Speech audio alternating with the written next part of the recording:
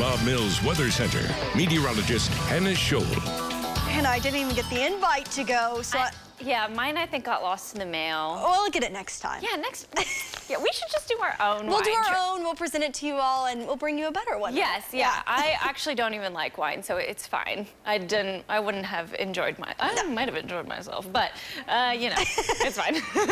We'll forgive Lacey and the squad, and we'll make our own squad. This is actually not in Oklahoma. This is what's happening in Yellowstone National Park. They've had upwards of 2 inches of rain, which doesn't sound like much, but that combined with the melting snowpack has caused incredible flooding all through the national park.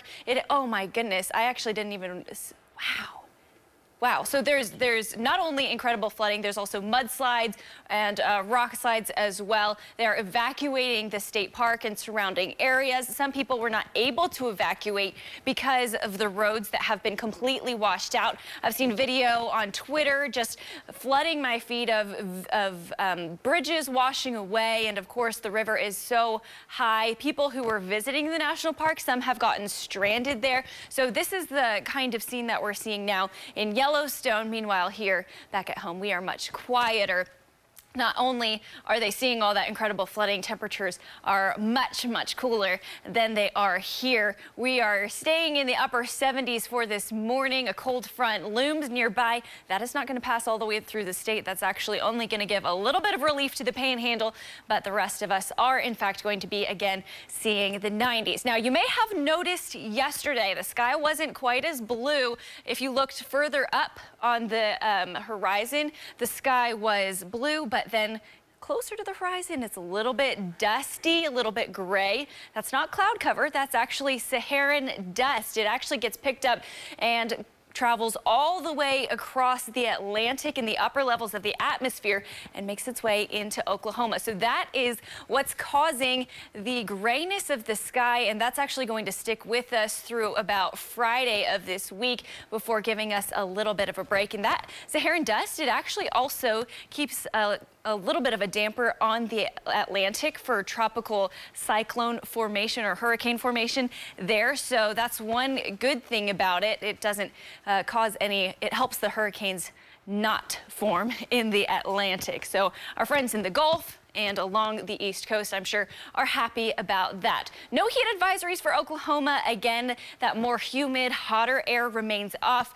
And to our east, those heat advisories, heat warnings are not in effect for us today, but it still will be feeling pretty hot. Temperatures getting into the middle 90s. These are your feels like temperatures. They're going to be in the upper 90s, near triple digits in some spots. And then on Thursday, it does return more widespread hundreds starting on Thursday, because we are expecting those temperatures to start climbing their way back up. And again, that heat dome really is going to build into place. We talk about it every single summer, but it is going to just stay where it is and then weaken and strengthen. So we'll see varying levels of heat, but it is going to be staying in the 90s. So sometimes a little bit milder, sometimes much more intense, but in general, really just staying hot. All of the areas of low pressure are going to remain to our north, kind of blocked out of Oklahoma by that large area of high pressure.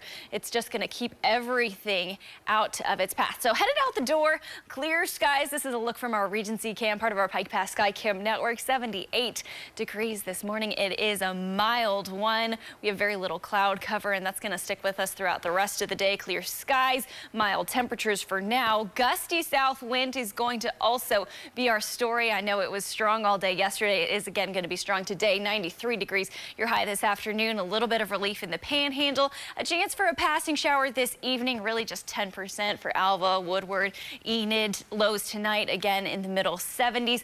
We'll see the 90s return for tomorrow afternoon, and the wind slowly starts to give us a little bit of a break. As we head into the weekend, the Father's Day weekend, temperatures will stay in the middle 90s. Not a whole lot of relief there. A chance of a passing shower on Saturday, but not a lot of people see rain, and heat really ramps up for the first day of summer next week. 97 degrees for your Tuesday. Tevis.